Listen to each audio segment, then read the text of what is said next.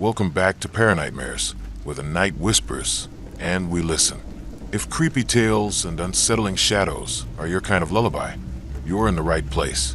Before we descend into tonight's darkness, hit that like button, subscribe, and drop a comment telling me where you're from and what time you're watching. After you finish the video, let us know which part made your skin crawl most. I'm watching, and I read every restless Thursday night. The kind where the weight of unpaid bills keeps you scrolling past midnight. My name's Clara, 31, a freelance copywriter barely scraping by in a cluttered one-bedroom on 14 Hazel Street, with a $1,200 rent felt like a guillotine over my neck. Craigslist was my lifeline for cheap finds, and at 1:22 a.m., an ad caught my eye. Yard sale, 88, Thorn Lane, Saturday 6 a.m. Vintage typewriter, books, oddities, cash only. The poster, V, replied to my inquiry with a single line. Typewriter's yours if you're first. Bring $10. No pleasantries, just a cold urgency that made my skin prickle. But a typewriter could spark my stalled novel. So I set my alarm and collapsed into bed. The city's hum of faint pulse through my cracked window. Dawn broke gray and heavy, the air thick with fog and the sour tang of wet asphalt as I drove to Thorn Lane, a forgotten corner of town where houses sagged like tired old men. Number 88 was a squat bungalow, its paint chipped, its lawn a tangle of weeds and broken garden gnomes. A single table stood under a tarp, holding a rusted Royal typewriter, its keys yellowed, its frame etched with faint, swirling initials. No one was there, just a note in spidery handwriting. Typewriter $10. Leave cash in box. I tested a key. It clacked sharply, and a faint whiff of ink and oil rose, oddly warm. I left a crumpled 10 and hauled it to my car, its weight pulling at my shoulders, the metal cold against my palms. Back home, I sat on my desk, its bulk dwarfing my laptop. I typed a test sentence. The quick fox fled from danger, and the keys moved smoothly, but the paper spat out, Clara, write my story. My heart jolted. I hadn't typed that. I ripped out the page, but the typewriter word, feeding a new sheet, typing on its own, you bought me. Now write. The air grew heavy, smelling of ink and something acrid, like charred paper. I unplugged it. There was no plug, just a cordless frame, but the keys kept clacking, spelling my name, my fears, my childhood shame of stealing from our mother's purse. I stumbled back, the room cold, my breath fogging, and saw a shadow flicker in the corner, tall and hunched, its fingers long and inky, hovering over an invisible keyboard. That night, I woke at 2:47 a.m. to the typewriter's relentless clacking, louder, faster, pages piling on the floor, each one detailing my life, my failed pitches, my lonely nights, my secret resentment of my sister's success. The shadow was closer, its face a blur of ink, its voice a low rasp. Keep writing, Clara. I burned the pages, but they reappeared, uncharred, the words now predicting my future. You'll never leave me. I contacted V through Craigslist, demanding answers, but the reply was just, you chose it. Finish the story. I blocked the email, but messages appeared in my inbox, on my phone, scrawled on my walls in black ink. Write or I write you. I dug into Thorn Lane's history, finding a 1940s article about a writer who lived there, obsessed with a typewriter that wrote itself. He vanished, his room filled with endless manuscripts, his name scratched into every page. I tried a tech repair shop, but the technician screamed when the typewriter typed his name, his hand stained black.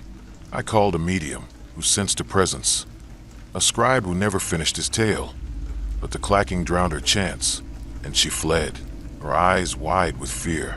I moved to a motel, leaving the typewriter behind, but it was waiting in my new room, its keys typing as I slept, weaving a story where I'm trapped in a house of ink, my fingers bleeding as I type.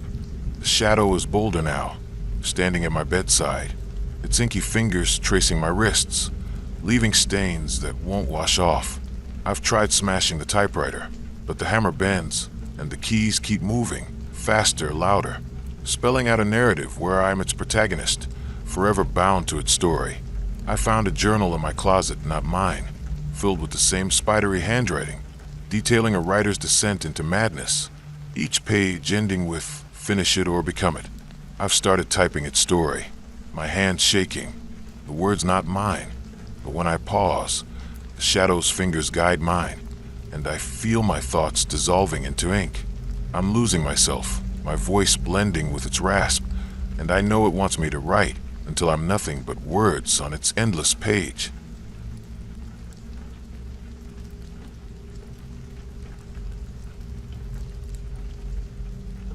I was 34, a part-time antiques dealer. My apartment on 23. Laurel Street, a cluttered maze of vintage lamps, chipped teacups, and dusty books. The $1,200 rent always looming. Scouring Craigslist for inventory was my ritual, and at 10:47 p.m., I found an ad. Yard sale, 78, Willow Lane. Tomorrow, 8 a.m. Dolls, furniture, more. Everything must go. The address was in a quiet suburb, and the poster, "E," replied instantly to my inquiry. "Come early. Dolls waiting." No details, just an urgency that prickled my skin. I needed stock from our weekend market stall, so I set my alarm and went to bed. The city's hum faint through my window. At 7:50 a.m., I pulled up to 78 Willow Lane, a sagging Victorian house with overgrown ivy strangling its porch, the air thick with dew and the sour tang of rotting leaves. Tables lined the lawn, heaped with chipped dishes, faded clothes, and a single porcelain doll, its face pale, its glass eyes glinting like wet stones. It was exquisite, 18 inches tall, in a frayed lace dress, its blonde curls matted but intact. The price tag read $5, a steal, but no one else was there, the street silent, nowhere in sight. I called out, my voice thin in the morning fog, and a note taped to the doll said, "Take it, keep it close." I left $5 in a jar and tucked the doll under my arm, its weight heavier than expected, the porcelain cold against my skin. Back home, I set the doll on my shelf, its eyes catching the light, seeming to follow me as I sorted other finds. The apartment felt off, the air heavy, smelling of lavender and something acrid, like burnt hair. At 2:13 a.m., I woke to a soft giggle, high and sharp, like a child's but wrong, echoing from a living room. I grabbed my flashlight, its beam trembling, and crept out, the hardwood creaking under my feet. The doll was on the floor, its head turned toward me, its glass eyes glinting, unblinking. The giggle came again from its painted lips. "Play with me, Anna." I stumbled back, my heart pounding, but the doll was still, its lace dress now stained with something dark, like ink or blood. The air grew colder, my breath fogging, and the giggle became a whisper, circling the room. "You bought me.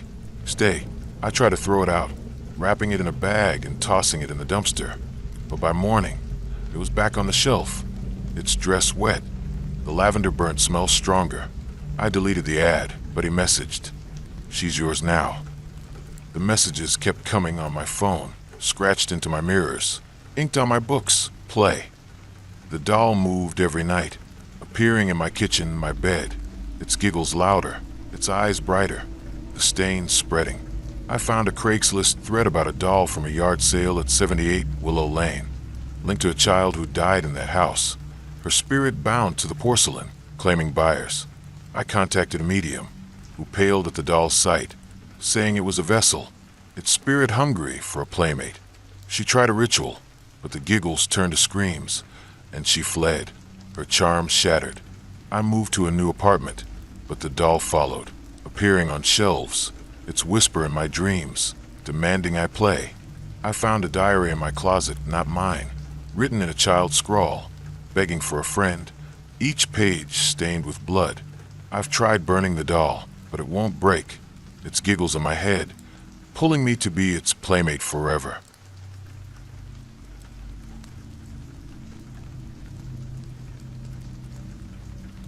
The autumn wind carried a chill that morning, biting through my thin jacket as I wandered past a handwritten sign. Yard sale, 73, Maple Grove, today only. I was 29, a barista with dreams of opening my own cafe. My one-bedroom apartment on 12, Cedar Lane, a mess of coffee-stained notebooks and half-baked business plans. The $900 rent a constant weight on my shoulders. Yard sales were my escape, a chance to find quirky decor for my future shop.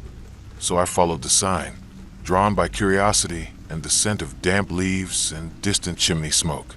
The house at 73, Maple Grove, was a sagging relic, its porch creaking under warped boards, the lawn littered with mismatched items, rusted garden tools, faded scarves, and a small wooden table holding a silver locket, its heart-shaped pendant etched with tiny vines. It gleamed in the weak sunlight, oddly warm to the touch, and a tag read, "Locket, $3. No one was around, just a tin can for cash, so I dropped in 3 singles and slipped the locket into my pocket, its chain jingling softly. As I left, I felt a prickle on my neck, like eyes watching from the house's dark windows. But when I turned, they were empty. Back home, I opened the locket, revealing a faded sepia photo of a woman, her eyes wide and hollow, her lips pressed tight as if holding back a scream. The air shifted, heavy with a rosewater scent laced with something sour, like curdled milk. I hung the locket on my bedside lamp, charmed by its antique vibe. But that night, I woke at 2:19 a.m. to a faint heartbeat, not mine, pulsing from the locket. My room was freezing, my breath fogging, and the pendant glowed faintly, its vines seeming to writhe. A whisper slithered through the dark. "Where me, Lila?" I tore it off, my hand shaking, and tossed it into a drawer. But by morning, it was around my neck again, the chain tighter, the heartbeat louder, thudding in my chest. I tried to work my shift at the coffee shop, but the locket grew heavier, my skin raw where it touched, and customers stared, their faces flickering into hers, pale, hollow-eyed, pleading.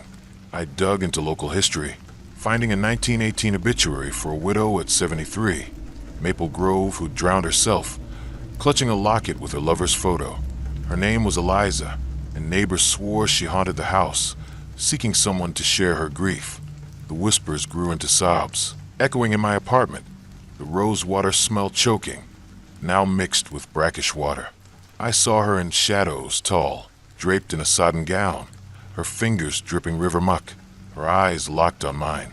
I tried a pawn shop, but the owner recoiled, saying the locket burned his hands. A priestess came to bless it, but the heartbeat turned to a wail, and she fled, her rosary tangled in vines that weren't there before. I moved to a motel, but the locket followed, appearing on my pillow, its photo now showing my face beside Eliza's, our eyes identical. I stopped eating, my dreams flooded with her memories. Icy water, a lover's betrayal, the locket's weight pulling her down. I found a diary in my closet, its pages waterlogged, filled with Eliza's handwriting, begging for someone to wear her heart. I tried to sink the locket in a lake, but it washed up on my doorstep, dripping, the heartbeat deafening. Now I feel her sorrow in my bones, her sobs in my throat, and when I look in mirrors, her face overlays mine, her voice whispering, "You're mine." I've started walking toward the river at night, the locket pulling me, and I know I can't fight it. She wants me to drown with her, to wear her grief forever.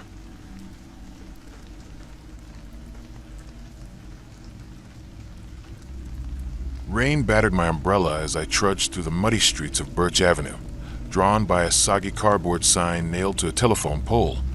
Estate sale 19, Birch Avenue. Today only. Everything must go. I was 27, a ceramicist scraping by on sporadic commissions. My studio apartment on 8. Grove Street, a chaotic sprawl of clay molds, glazed bottles, and half-fired pots. The $950 rent a relentless specter haunting my bank account.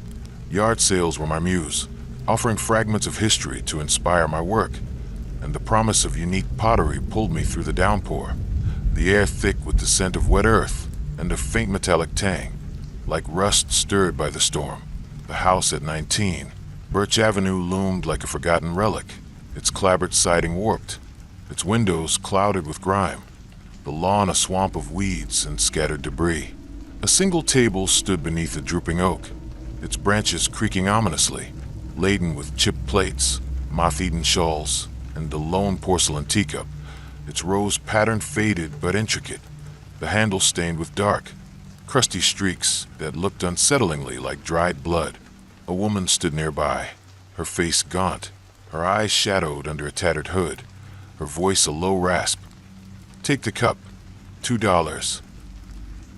I handed over 2 crumpled singles, her fingers brushing mine, cold and clammy, like something dredged from a pond.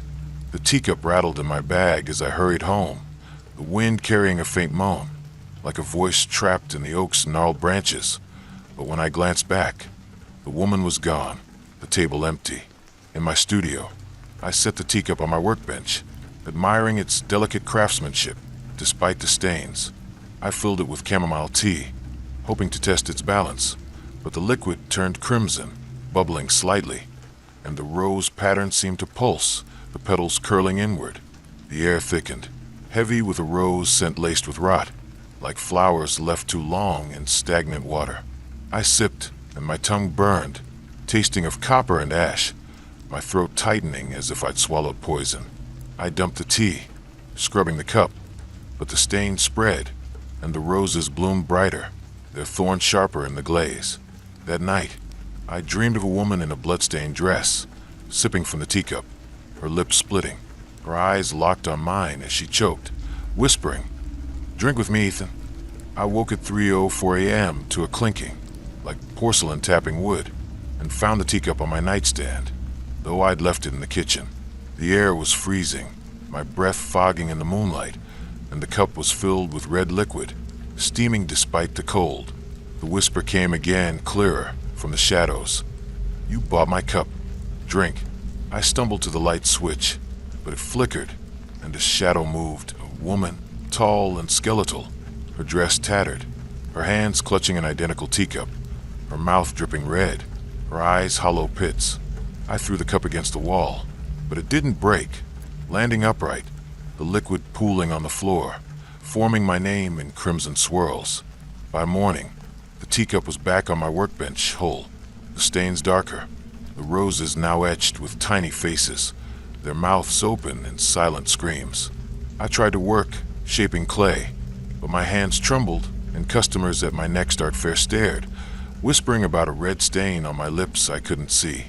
I researched 19 Birch Avenue, finding a 1905 newspaper clipping about a woman, Margaret, poisoned by arsenic in her tea. Her death ruled a suicide, though neighbors claimed her husband's shadow lingered in the house. The clinking followed me, the teacup appearing in my bag, on my stove, always filled with red, the woman's shadow closer, her breath rancid, her fingers brushing my neck, leaving burns that wouldn't heal. I took the teacup to a fellow ceramicist, hoping he could destroy it, but he screamed, saying it burned his hands, and his kiln exploded when he tried to fire it. I contacted a shaman, her beads rattling as she chanted, but the clinking became a scream, the teacup shattering her altar, and she fled, her hands blistered with rose-shaped marks. I moved to a friend's basement, leaving the teacup behind, but it was waiting on my pillow, the red liquid now dripping from my faucets, pooling in my shoes. I found a letter in my apartment, its pages brittle and waterlogged, written in Margaret's hand, detailing her murder, her curse to share her poisoned tea with anyone who took her cup. I tried to bury the teacup in a field, but it was on my table by dawn, the roses now blooming with my face among the screaming figures. My throat burns constantly, my cough spatter red, and the woman stands at my bedside, her teacup raised, her smile wide as she pours the liquid down my throat in my dreams. I've started drinking, the taste bitter and searing, my body weakening, and I know she wants me to join her, to sip her poison forever. My hands are stained red now, my pot's crumbling into ash, and I feel her inside me, her voice urging me to drink, to become her vessel in an endless tea party of death.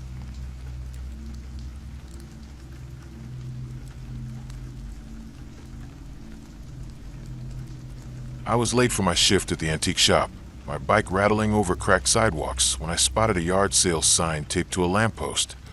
Yard sale 42. Oakwood Drive, today, 8 a.m.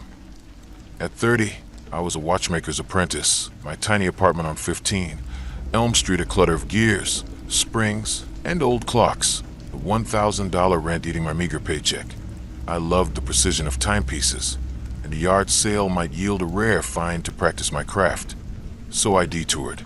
The morning air sharp with frost and the faint smell of burning leaves from a neighbor's fire. The house at 42. Oakwood Drive was a crumbling Victorian, its turrets leaning, its lawn a graveyard of broken furniture and faded linens. A folding table held a single item, a brass pocket watch, its face cracked, its hands frozen at 3:33. A tag read, "Watch $5. Take it." No one was there, just a rusty coffee can for money. So I dropped in a 5 and pocketed the watch. Its weight heavy. The brass warm despite the chill. As I biked away, a low tick echoed in my ears, though the watch was still. At home, I pried open the watch, finding rusted gears and a faint inscription, "Time binds you." I wounded, and the ticking started, loud and uneven, vibrating through my fingers. The air grew cold, smelling of oil and decay, like a machine shop abandoned to rot. That night, I woke to the ticking, now deafening, and the watch was open on my nightstand, its hand spinning backward. A voice whispered, "Time's mine on." I grabbed my flashlight, its beam trembling, and saw a figure, stooped mechanical, its eyes glowing like clock faces, its fingers clicking like gears. The ticking followed me, slowing when I moved, speeding when I stopped, as if dictating my pace. I noticed time slipping, hours vanished, my shifts at the shop misaligned, customers complaining I was late when I swore I'd arrived early. I found a 1920s article about a watchmaker at 42 Oakwood who vanished, his clocks found stopped at 3:33, his workshop filled with ticking echoes. The figure appeared nightly, its gears grinding, its voice reciting my schedule, my missed deadlines, my father's disappointment in my career. I tried to smash the watch, but it wouldn't break. The gears were forming, the ticking louder. I took it to my mentor, but he paled, saying it vibrated with wrong time, and his tools rusted when he touched it. A local historian linked it to a cult that worshipped time, binding victims to their watches. I tried a ritual, scattering salt, but the ticking became a scream, and the figure's gears cut my hands. I moved to a co-worker's garage, but the watch was in my toolbox, its hands now counting down. The figure closer, its clock face eyes showing my death. I found a note in my apartment, written in old ink. "You wound me. Now I wind you." I've tried locking it in a safe, but it ticks through the steel, and I'm aging faster, my hair graying, my joints creaking. The figure winds me now, its voice in my head, setting my life to its rhythm, and I know it wants me to tick with it forever in a timeless void.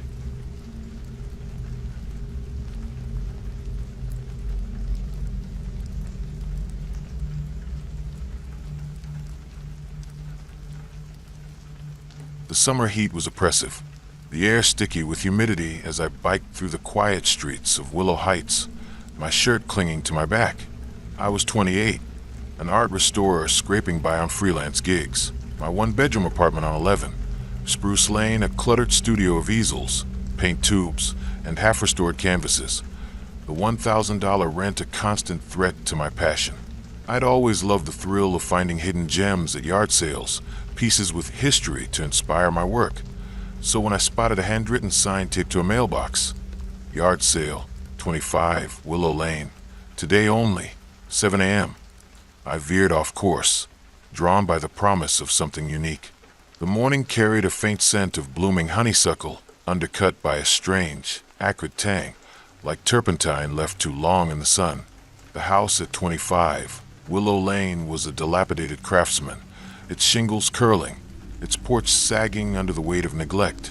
The lawn was a chaotic sprawl of old furniture, cracked pottery, and a single card table holding a canvas, its surface a swirling mass of colors, blues, reds, and blacks twisting into shapes that hinted at faces, their eyes half-formed, their mouths open in silent screams. The painting was unsigned, its frame warped but heavy, as if carved from bone, and a tag read, Painting, $5. A man in a tattered flannel shirt stood nearby, his eyes sunken, his voice low. "Take it if you want it, but don't stare too long." I handed over a crumpled $5, ignoring the chill his words sent down my spine, and carried the canvas home, its weight pulling at my arms, the colors seeming to shift under my bike's shadow. In my apartment, I propped the painting against a wall, mesmerized by its chaotic beauty. The faces seemed clearer now, their expressions anguished, and I swore one blinked as I adjusted the light. I set to work, sketching its patterns, but the air grew heavy, smelling of turpentine and something metallic, like blood fresh from a wound. That night, I woke at 3:07 a.m. to a faint scratching, like a brush dragging across canvas, coming from a living room. My heart pounded as I grabbed my flashlight, its beam trembling, and found the painting upright on an easel I hadn't touched, the faces now sharper, one resembling my own, its eyes wide with fear. A voice whispered, soft and urgent, "Paint with me, Ava." I covered the canvas with a sheet, but the scratching persisted, and by morning, the sheet was on the floor, the painting's faces wet, as if freshly painted, their mouths now forming my name. I tried to focus on my restoration work, but clients complained my sketches were wrong, filled with twisted faces I didn't remember drawing. I dug into Willow Lane's history, finding a 1920s article about an artist, Elias Crane, who lived at number 25. Driven mad by visions, he painted obsessively, vanishing after his studio burned, leaving only a single canvas untouched. The scratching grew louder each night, the painting moving on my desk, my bed, my ceiling, the faces more vivid, their eyes following me, the voice now a chorus. "Finish my work." I took the painting to a gallery owner, hoping he could identify it, but he recoiled, saying the colors bled onto his hands, staining them red. I contacted a local mystic, her incense thick as she chanted, but the scratching became a scream, the painting's faces appearing in her mirrors, and she fled, her robes smeared with paint. I tried to burn the canvas, but the flames recoiled, and it hung itself back on my wall, the faces now screaming audibly, their voices in my head, recounting my failures, my rejected art school applications, my mother's disdain for my career. I moved to a friend's loft, leaving the painting behind, but it was waiting in my new space, the faces now painting themselves, adding my features stroke by stroke. I found a diary in my closet, its pages brittle, written in Elias's hand, detailing his descent into madness, his paintings alive with the faces of those he'd wronged, demanding he finish their portraits. I tried to paint over the canvas, my hand shaking, but the colors turned to blood, and the faces emerged in my own work, their screams deafening. My skin itches now, paint seeping into my pores, my reflection showing their eyes in mine. I've started painting with them, my brushes moving on their own, and I feel my edges fading, my body blending into their canvas. The chorus is constant, their face is my own, and I know they want me to paint forever, trapped in their eternal nightmare, my soul another stroke in their endless masterpiece.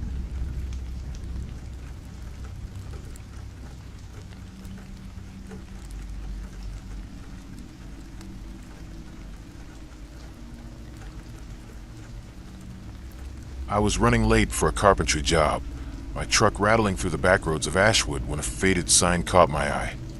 Yard sale, 33, Cedar Road, today, 9 a.m. At 29, I was a carpenter living paycheck to paycheck, my one-room apartment on 10, Birch Lane, a workshop of sawdust, chisels, and unfinished projects. The $900 rent a splinter in my side. Yard sales often held raw materials or old furniture I could refinish, so I pulled over, the morning air crisp with pine and a faint whiff of charred wood, as if someone had burned a pile of scraps nearby. The house at 33, Cedar Road, was a rotting colonial, its windows boarded, its lawn a tangle of brambles and broken tools. A single folding table stood in the driveway, holding a wooden chair, dark oak, carved with intricate vines and faces, their expressions frozen in grimaces. A tag read, "Chair, $10. An old man in a stained coat watched from the shadows, his voice gravelly. "Sit in it if you dare." I smirked, paid the 10, and loaded the chair. It would warm under my hands, heavier than it looked, the faces seeming to shift as I drove away. In my workshop, I admired the chair's craftsmanship, running my fingers over the carvings, but they felt slick, like they'd been oiled with something rancid. I sat in it to test its balance, and a chill sank into my bones, the air thick with the smell of sawdust and blood. That night, I dreamed of being bound to the chair, vines wrapping my wrists, a man's voice chanting, "Stay with me, Noah." I woke at 4:12 a.m., my arms aching, the chair in my bedroom, though I'd left it in the workshop. The carvings glowed faintly, the faces now smiling, one resembling my late father, his eyes accusing. I tried to work, sanding tables, but the chair's presence loomed, my tools slipping, leaving cuts that bled too long. I found a 1940s newspaper clipping about a carpenter at 33, Cedar Road, who died in his chair, obsessed with carving faces of those he'd failed. The chair moved nightly by my bed in my kitchen, its vines curling tighter, the voice louder, reciting my guilt, my brother's addiction, my broken promises. I took it to a furniture restorer, but the chair splintered his saw, and he swore it whispered his name. A spiritualist tried a cleansing, but the vines lashed out, scarring her arms, and she ran. I moved to a rented garage, but the chair was there, its faces now mine, their smiles cruel. I found a journal, its pages warped, written by the carpenter, detailing a curse binding him to the chair, its vines feeding on guilt. I tried to burn it, but the flames died, and the chair sat unscathed, its carvings bleeding red. My hands are calloused now, my skin splitting, vines growing beneath it. I've started carving, my tools moving on their own, and I feel the chair's weight in my soul, pulling me to sit forever, bound to its cursed wood, my guilt etched into its endless faces.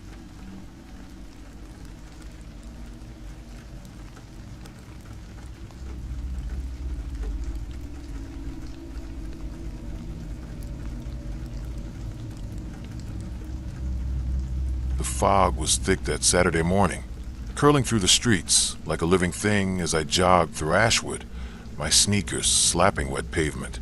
I was 30, a freelance photographer, my loft on 16. Maple Street, a cluttered darkroom of negatives, tripods, and unpaid bills. The $1,100 rent a constant shadow over my art. Yard sales were my hunting ground for vintage props, and a crooked sign caught my eye. Yard sale 62, Elm Road, today only, dawn to dusk. The promise of something unique for my next shoot pulled me in, the air heavy with mist and a faint, oily scent, like kerosene left to fester. The house at 62, Elm Road, was a sagging Victorian, its windows dark, its lawn a mess of rusted bikes and moldy books. A lone table stood under a tarp, holding a brass lantern, its glass panes cracked, its wood blackened but intact. A tag read, "Lantern, $5. An old woman in a shawl stood nearby, her eyes milky, her voice a creak. "Light it once, and it's yours." I paid, the lantern's handle cold and slick, and as I left, the kerosene smell sharpened, and I swore her shadow flickered, as if lit from within. In my loft, I lit the lantern to test its glow, the flame flaring blue, casting jagged shadows that didn't match my furniture. The air grew cold, smelling of oil and ash, and the flame pulsed, like a heartbeat. That night, I woke at 3:19 a.m. to a low hum, the lantern glowing on my desk, though I'd extinguished it. Shadows danced on my walls, forming a figure tall, cloaked, its face a void, its hands holding a flickering light. A voice rasped, "See my light, Sophie." The hum grew louder, the lantern relighting itself, its flame blue and cold, the figure clearer each night, its shadow stretching across my photos, burning them black. I researched 62, Elm Road, finding a 1920s article about a lighthouse keeper who lived there, vanishing after his lantern's light drove him mad, its glow summoning things from the dark. The figure followed me, its light seeping into my dreams, showing me drowning in a sea of ash. I tried a pawn shop, but the lantern's flame flared, scorching the owner's hands. A mystic chanted over it, but the hum became a scream, and she fled, her eyes clouded like the woman's. I moved to a friend's studio, but the lantern was there, its flame brighter, the figure's void face whispering my secrets, my failed gallery show, my mother's abandonment. I found a keeper's log in my darkroom, its pages singed, detailing a curse binding the lantern to those who lit it.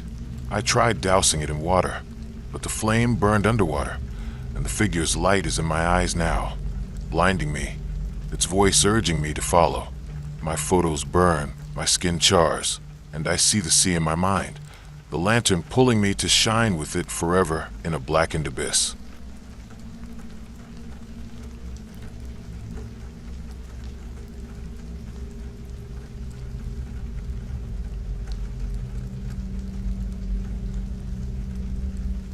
I was cleaning my garage, sweating through a July afternoon, when I noticed a yard sale sign stapled to a tree. Yard sale 48 Birch Lane, today 10 a.m. I was 31, a history teacher, my apartment on 9. Willow Drive, a maze of books, maps, and old clocks. The $950 rent a constant strain on my salary. I loved collecting timepieces, each tick a reminder of order in chaos. So I walked over, the air thick with heat and a faint metallic clank, like gears grinding in the distance.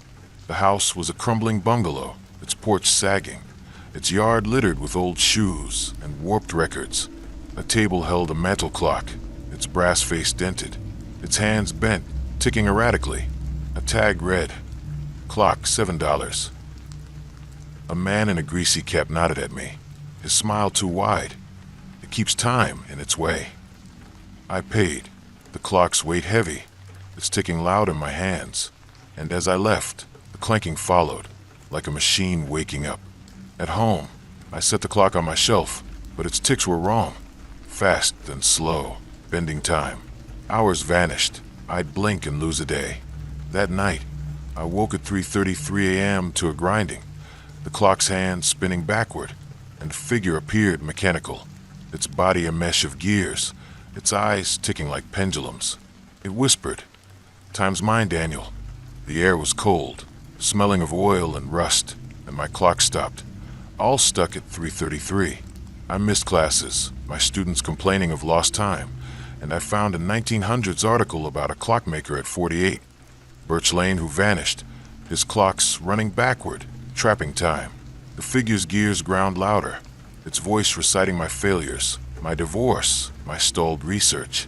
I took the clock to a repairman, but it jammed his tools, and he saw gears in his reflection. A historian linked it to a time cult, and a priest's blessing made the grinding scream, driving him away. I moved to a colleague's spare room, but the clock was there, its ticks slowing my heartbeat. I found a clockmaker's note, its ink faded, warning of a curse that binds time to its keeper. I tried smashing the clock, but it reformed, its gears in my dreams, winding my life backward. My hair grays, my memories fade, and the figure's ticking is in my bones, pulling me to live in its reverse time forever.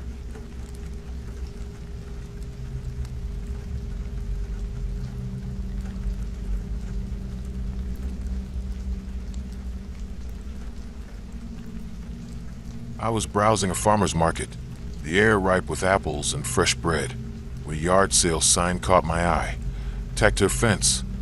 Yard sale, 27, Oak Grove, today only. I was 29, a librarian, my apartment on 14, Cedar Lane, a fortress of bookshelves and dusty tomes. The $1,000 rent a relentless burden.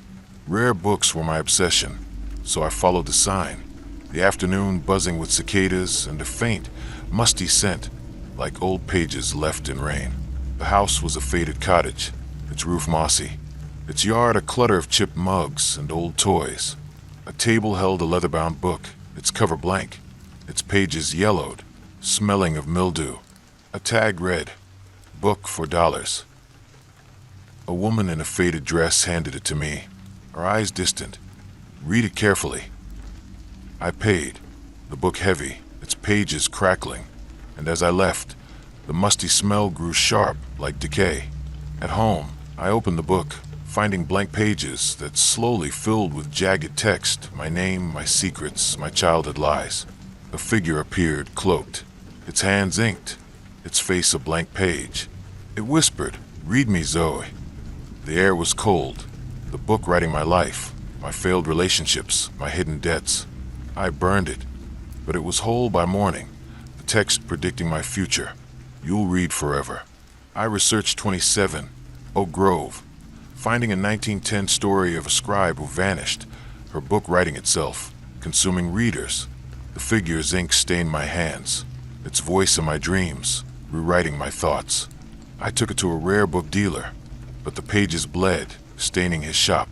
A mystic's ritual failed, the book's text screaming, and she fled. I moved to a library basement, but the book was there, its pages in my mind, the figure's ink in my veins. I found a scribe's letter, warning of a curse that binds readers to its story. I've started writing, my words not mine, and I feel my life fading into its pages, the figure pulling me to read forever in its endless tome.